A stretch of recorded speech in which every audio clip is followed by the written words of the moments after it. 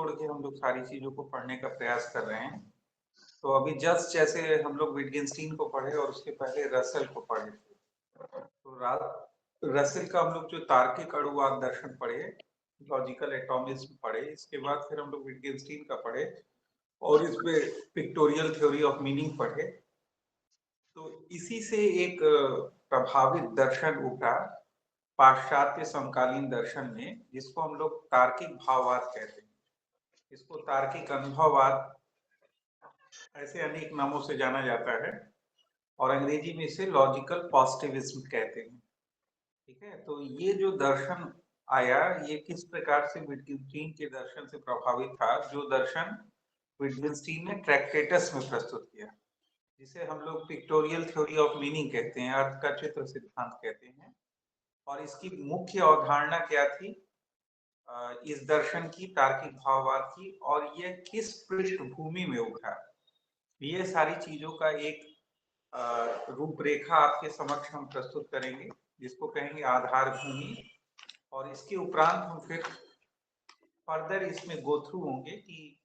इसमें क्या क्या आपके सिलेबस में है और क्या क्या बातें दी गई हैं, और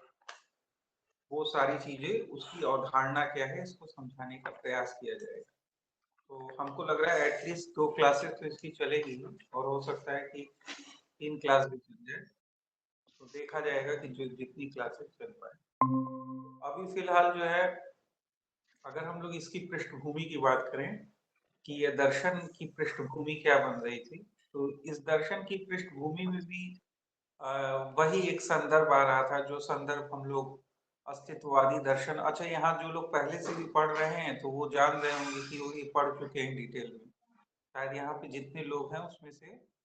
मैक्सिमम लोग ये हमारे साथ एक बार पढ़ चुके हैं। 2-3 लोग ऐसे हैं जो प्रथम बार हमसे पढ़ रहे हैं इसको। तो उनके लिए रिवीजन है, जो लोग पहले से पढ़ रहे हैं तो पहले से जो नोटिंग वगैरह बना के रखे हैं उनको देखना है, एज इट इज उसको ध्यानपूर्वक सुने और उसके रिवीजन का प्रयास करें। तो जैसा हम स्टार्ट ही कर रहे थे कि तार्किक भाववाद दर्शन की जो पृष्ठभूमि उभरती है, वो पृष्ठभूमि दर्शन का क्या इलाका होगा, या दर्शन का वह कौन सा क्षेत्र होगा जिसमें हम दार्शनिक विवेचना कर सकते हैं, और उसके कार्य क्षेत्र को कैसे निर्धारित किया जाए, इन सारी चीजों को लेकर एक विचार विमर्श चल रहा था। और ये विचार विमर्श जो है गणितज्ञों वैज्ञानिकों के मध्य चल रहा था, क्योंकि ये जो वैज्ञानिक थे, गणितज्ञ थे, वह दार्शनिक चिंतन की पारंपरिक परंपरा से खिन्न हो चुके थे। खिन्न हो चुके थे मतलब कि वो देख रहे थे कि जिस प्रकार का चिंतन हो रहा है वह दार्शनिक चिंतन एक प्रकार का एब्स्ट्रैक्ट चिंतन है और हाइपोथेटिकल है, कपोल कल्पनाएं की जा रही हैं। तो उनको ये दिख रहा था कि अगर दर्शन इसी प्रकार की कपोल कल्पनाओं, इसी प्रकार की हाइपोथेसिस, इसी प्रकार के काल्पनिक उड़ानों में उड़ता रहा, तो फिर धीरे धीरे इसका महात्म्य, इसका महत्व समाप्त हो जाएगा। इसको लेकर ये कंसर्न थे लोग। और उस समय विटगेन्स्टीन के ट्रैक्टेटस संबंधी विचार आ चुके थे, तो वो सारे विचार इन लोगों ने भी पढ़ रखे थे और वो भी पढ़ रहे थे इन सारी चीजों को। तो उससे प्रभावित होकर कुछ लोग एक बीड़ा उठाते हैं, मतलब एक संकल्प लेते हैं कि हम दर्शन के कार्य क्षेत्र को इस प्रकार से निर्धारित करेंगे कि वह कपोल कल्पनाओं और तात्विक विवेचनाओं से हट जाए, और इसके स्थान पर अनुभविक क्षेत्र में जो परिघटनाएं घटित हो रही हैं, जो अनुभव का क्षेत्र है, वह हम दर्शन की कार्यभूमि के रूप में स्थापित कर सकें। और इसी प्रयास में ये जो तार्किक भाववाद का दर्शन हमारे समक्ष उभरा। ठीक है, तो यहाँ जैसे आप पुस्तकों को पढ़ेंगे तो पुस्तकों में आप लोग के दिया हुआ है किताबों में कि तार्किक भाववाद में जो भाववाद का अभिप्राय है कि यह एक ऐसी दृष्टि है जो विचार को अनुभविक तथ्यों, अनुभविक क्षेत्रों तक सीमित रखने का संदर्भ प्रस्तुत करती है। ठीक है, और पुस्तकों में आप पढ़ेंगे तो आरंभिक रूप से ये इस प्रकार का दर्शन जो हमारे विचारों को अनुभविक तथ्यों के क्षेत्र तक सीमित करने का संकल्प रखती है, इसको स्थापित करने वाले एक दार्शनिक थे। तथ्यात्मक संदर्भ हो गया, याद रखिएगा आप लोग, हो सकता है पूछा जाए आप लोग से उसमें नाम आता है अगस्त कामटे का। अगस्त कामटे का, ये अगस्त कामटे एक दार्शनिक थे जिन्होंने इस प्रकार के विचार को प्रश्रय दिया कि जहां पर हम अपनी दार्शनिक विवेचना अनुभविक तथ्यों के क्षेत्र तक सीमित रखते हैं, और इसे ही भाववाद का नाम दिया। अब आगे इस भाववाद के तार्किक जुड़ा हुआ है, जिसका अभिप्राय तार्किक विश्लेषण और तार्किक संरचना से है, यानी लॉजिकल एनालिसिस और लॉजिकल कंस्ट्रक्शन से है। यानी तार्किक विश्लेषण और तार्किक संरचना की विधियों को अपनाकर हमारे विचार क्षेत्र को अनुभविक तथ्यों के क्षेत्र तक सीमित रखने वाले दर्शन को हम तार्किक भाववादी दर्शन कहते हैं, लॉजिकल पॉजिटिविज्म दर्शन कहते हैं। तो यह इसके नामकरण का आधार भूमि रहा। और किस प्रकार इसकी पृष्ठभूमि बन रही थी, जैसा हमने आरंभ में ही आप लोग को बताया, फिर से पुनः एक बार दोहरा दे रहे हैं कि जो कुछ वैज्ञानिक थे, कुछ गणितज्ञ थे, कुछ प्रबुद्ध दार्शनिक थे, वो ये देख रहे थे कि दर्शन में जिस प्रकार की तात्विक विवेचना की जा रही है, जिस प्रकार की कपोल कल्पनाएं, हाइपोथेसिस किए जा रहे हैं, काल्पनिक उड़ान उड़ी जा रही है, इस प्रकार दर्शन अगर चलता रहा तो स्वाभाविक है, उनका विश्वास था कि जल्द ही हम दर्शन के महात्म्य को, दर्शन के महत्व को हम खो देंगे। इस कंसर्न को देखते हुए और जिस प्रकार से ट्रैक्टेटस में विचार विटगेंस्टीन ने रखा कि जो अर्थपूर्ण प्रज्ञप्ति होती है वह किसी वस्तु स्थिति या तथ्य को चित्रित करती है, तो इन सारी चीजों को देखते हुए, इन सारी चीजों को समझते हुए कुछ दार्शनिक, कुछ गणितज्ञ, कुछ वैज्ञानिक एक संकल्प के साथ यूरोप में एक जगह है ऑस्ट्रिया, ऑस्ट्रिया की राजधानी है वियना, वियना में एकत्रित हुए और इसी को वियना सर्किल के नाम से जाना जाता है। ये सब बहुत कहानी वगैरह है, तो इसमें जितनी कहानियां थोड़ा बहुत हमारे पृष्ठभूमि के संदर्भ से है वही आपको हम बता रहे हैं, बाकी पुस्तकों में दिया है। मेरी बहुत अभिरुचि इन सब में नहीं रहती, ठीक है। मेरी अभिरुचि होती है संदर्भ प्रस्तुत किए गए, सिद्धांत प्रस्तुत किए गए, उसकी विवेचना, उसका विश्लेषण, उसकी व्याख्या से होती है। तो फिर भी जो आवश्यक है वो आप बताते हुए चलते हैं। बाकी बहुत सारी चीजें आप किताबों में पढ़ सकते हैं, जिसमें बहुत लंबी चौड़ी कहानियां दी हैं और बहुत से उतार चढ़ाव दिए हैं, तो उसका बहुत लेना देना इस लेक्चर से नहीं है। तो ये लोग वियना सर्किल में एकत्रित हुए जिसमें कुछ प्रमुख नाम थे, इन नामों को आप लोग को जानना चाहिए। एक थे Moritz Schlick, Otto Neurath, Rudolf Carnap, Friedrich Waismann, इस तरह के कुछ वैज्ञानिक, दार्शनिक और गणितज्ञ यह वियना सर्किल में एकत्रित हुए और इन लोगों ने मिलकर संकल्प लिया कि हम दर्शन को तात्विक विवेचना के काल्पनिक उड़ानों से हटाकर अनुभविक क्षेत्र तक सीमित रखेंगे, अनुभविक क्षेत्र पर हम स्थापित करने का प्रयास करेंगे। और यही प्रयास जो है उन्होंने वियना सर्किल में करने का प्रयास किया, और इसे ही हम वियना सर्किल में विकसित तार्किक भाववाद दर्शन के रूप में देखते हैं, ठीक है। तो ये एक आरंभिक विवेचना हुई, एक आरंभिक पृष्ठभूमि का संदर्भ हुआ जो आपके समक्ष प्रस्तुत किया गया है। अब हम लोग देखने की कोशिश करेंगे कि जो आरंभिक रूप से जो विचार वियना सर्किल में विकसित हो रहे थे तार्किक भाववाद के, वह मुख्य रूप से क्या थे और वह किस प्रकार से विटगेंस्टीन के ट्रैक्टेटस में प्रस्तुत विचार पिक्टोरियल थ्योरी ऑफ मीनिंग से प्रभावित हो रहे थे, ये सारी चीजों को हम देखने का कोशिश करेंगे। तो उसी संदर्भ में जो है कुछ हम अवधारणाओं को आपके समक्ष प्रस्तुत करेंगे, आप लोग ध्यान पूर्वक उसको समझिएगा। जैसा आप लोग जानते ही हैं, अभी जस्ट हम लोग विटगेंस्टीन पढ़ के आए हैं कि ट्रैक्टेटस लॉजिको फिलोसॉफिकस में स्पष्ट रूप से विटगेंस्टीन ने कहा है कि भाषा सूचनात्मक वाक्यों के रूप में तभी हमें ज्ञान प्रदत्त करा सकती है। ध्यान पूर्वक सुनिएगा कि ट्रैक्टेटस लॉजिको फिलोसॉफिकस में विटगेंस्टीन कहते हैं कि कोई भाषा सूचनात्मक रूप में हमें ज्ञान तभी प्राप्त करा सकती है जब वह प्राथमिक प्रतिज्ञप्ति हो या प्राथमिक प्रतिज्ञप्तियों का सत्यता फलन। ये हम लोग बार बार दोहरा चुके हैं कि वहां पर जो मूल इकाई मिलती है हमें, वो प्राथमिक प्रतिज्ञप्ति मिलती है, एलिमेंट्री प्रोपोजिशन मिलती है। यानी कोई भाषा सूचनात्मक अर्थ में या कोई कोई कोई भाषा जो है वह अर्थपूर्ण तब होगी, कोई भी भाषा जो प्रतिज्ञप्तियों के रूप में अभिव्यक्त की जा रही है वह अर्थपूर्ण तब होगी जब वह या तो प्राथमिक प्रतिज्ञप्ति हो या प्राथमिक प्रतिज्ञप्तियों का सत्यता फलन हो। इस प्रकार यहाँ पर जो मूल बिंदु दिखाई देता है हमें वह प्राथमिक प्रतिज्ञप्ति एलिमेंट्री प्रोपोजिशन दिखाई देती है और यही एलिमेंट्री प्रोपोजिशन का विचार जो है हमें रसेल के दर्शन में अणु वाक्य के रूप में दिखाई देता है जिसको हम लोग कहते हैं एटॉमिक प्रोपोजिशन।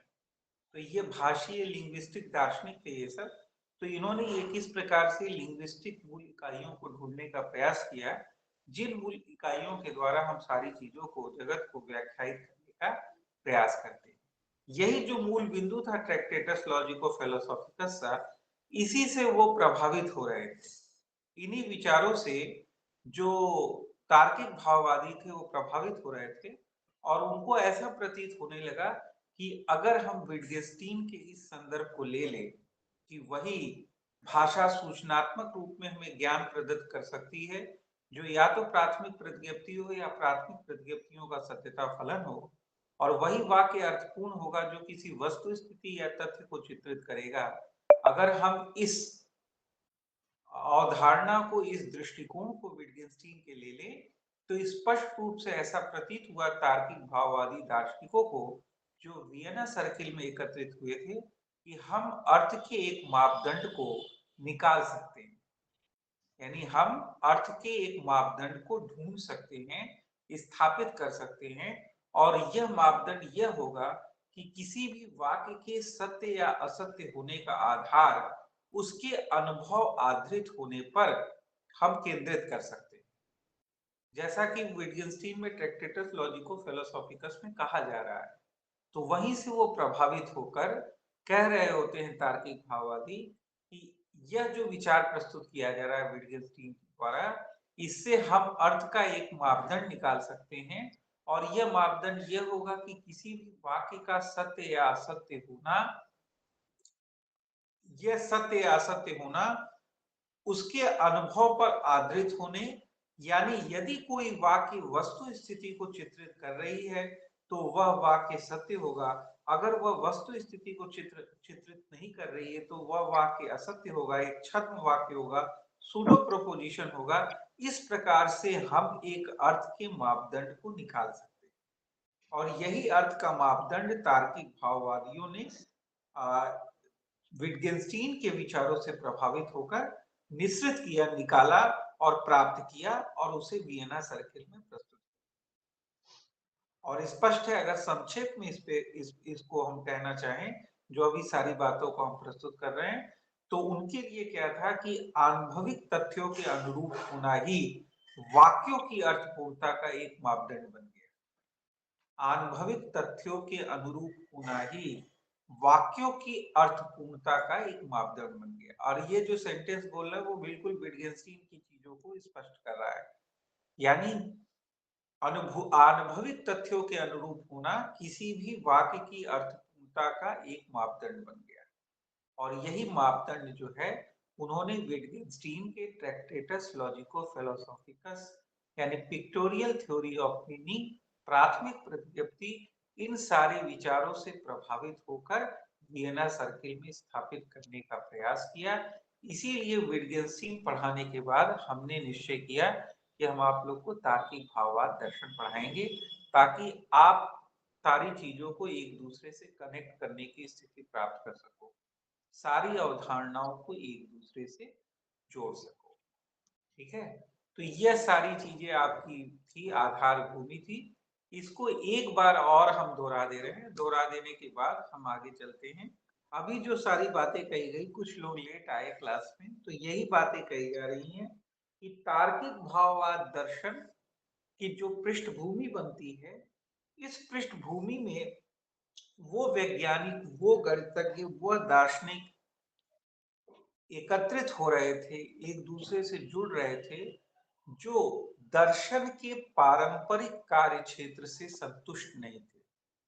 दर्शन में जो पारंपरिक रूप से तात्विक विवेचनाएं की जा रही थी, जिस प्रकार की हाइपोथेसिस, परिकल्पनाएं की जा रही थी, जिस प्रकार की काल्पनिक उड़ानों को उड़ने का प्रयास किया जा रहा था, इन सारी चीजों से कुछ वैज्ञानिक, दार्शनिक और कुछ गणितज्ञ जो है संतुष्ट नहीं थे और उनका विचार था कि हमें एक ऐसे स्वरूप को, एक ऐसे दर्शन को स्थापित करने की आवश्यकता है जो कि आनुभविक क्षेत्र तक दार्शनिक विवेचनाओं को सीमित कर सके और हम दर्शन को कपोल कल्पनाओं से हटाकर आनुभविक क्षेत्र में स्थापित कर सके। ऐसा विचार पृष्ठभूमि बन रहा था तार्किक भाववादी दर्शन। जैसे नामकरण के स्पष्टीकरण के संदर्भ में हमने आप लोग को स्पष्ट किया कि भाववाद वह दृष्टि के रूप में व्याख्यायित है आपकी पुस्तकों में जो हमारे वैचारिक विवेचना के केंद्र के रूप में आनुभविक तथ्यों को, आनुभविक क्षेत्र को रखता है। और यह भाववादी दृष्टि तार्किक है क्योंकि तार्किक विश्लेषण और तार्किक संरचना की विधियों का प्रयोग करके यह अनुभविक क्षेत्रों, अनुभविक तथ्यों की विवेचना कर रहा होता है। इसलिए इस दर्शन को हम तार्किक भाववादी दर्शन कहते हैं। अब ये जो दार्शनिक थे, वैज्ञानिक थे, गणितज्ञ थे, ये ऑस्ट्रिया की राजधानी वियना नामक स्थान पर एक दूसरे से मिलते हैं, जिनमें कई दार्शनिक मुख्य थे। मॉरिस स्लिक थे, आर्टो न्यूराथ थे, रुडोल्फ कार्नेग थे। तो ये सारे दार्शनिक एक दूसरे से मिलते हैं और ये निश्चय करते हैं कि हम अर्थ के एक मापदंड को स्थापित करेंगे और दर्शन को काल्पनिक उड़ानों से हटाकर आनुभविक क्षेत्र के सीमाओं में स्थापित करेंगे और जो दर्शन की विवेचना होगी वह आनुभविक क्षेत्र से जुड़ी हुई होगी।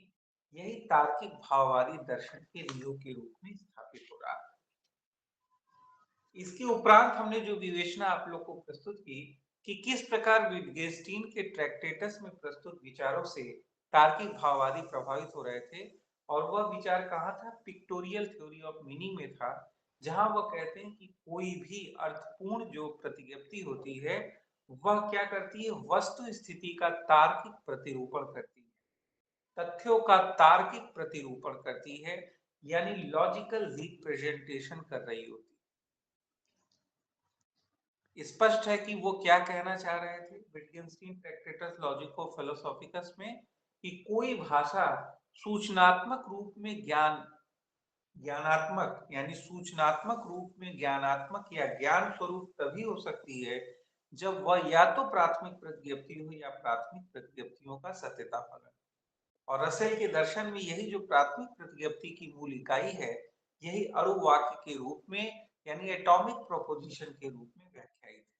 ये दोनों लिंग्विस्टिक फिलोसफर्स थे और तार्किक भाववाद में भी हम भाषीय विश्लेषण ही कर रहे हैं। इन्हीं विचारों से तार्किक भाववादी प्रभावित होकर अर्थ के एक मापदंड को स्थापित करते हैं, यानी किसी भी वाक्य की जो अर्थपूर्णता है या किसी भी वाक्य की अर्थपूर्णता यानी उसका सत्य या असत्य होना आनुभविक तथ्यों के अनुरूप होने,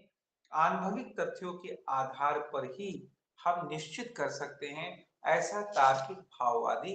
अर्थ के मापदंड को स्थापित करते हैं। ठीक है, तो अर्थ के एक मापदंड को इसी स्वरूप में वह स्थापित कर रहे होते हैं और यही विचार हम आप लोग को अभी आरंभिक रूप से बताए, लगभग 2 बार बता चुके हैं और 15-20 मिनट का समय हुआ। तो जो लोग रिवीजन कर रहे हैं उनको फिर से रिकॉल हो गया होगा, जो पहली बार पढ़ रहे हैं उनको भी ध्यानपूर्वक वो सुनेंगे, इसके बाद पुस्तकों को देखने की कोशिश करेंगे तो एज इट इज आपको सारी चीजें दिखाएंगी। ठीक है, अब हम तार्किक भाववाद के दर्शन में कुछ दार्शनिकों द्वारा प्रस्तुत कुछ महत्वपूर्ण विचारों की चर्चा करेंगे, क्योंकि यह विचार एज इट इज आपके यूजीसी नेट जेआरएफ के एग्जाम्स में पूछे जाते हैं, तो उसकी हम लोग विवेचना कर देंगे। और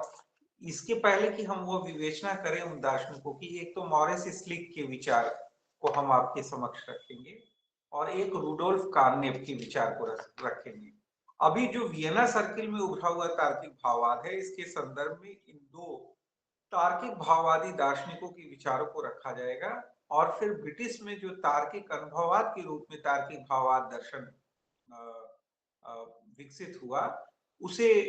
हम एजे एयर के द्वारा प्रस्तुत विचारों के रूप में अलग से प्रस्तुत करेंगे, एक बार जब हम वियना सर्किल में प्रस्तुत तार्किक भाववादी दार्शनिकों को उनके विचारों को स्पष्ट कर लेंगे उसके उपरांत। लेकिन बीच बीच में एजे एयर का नाम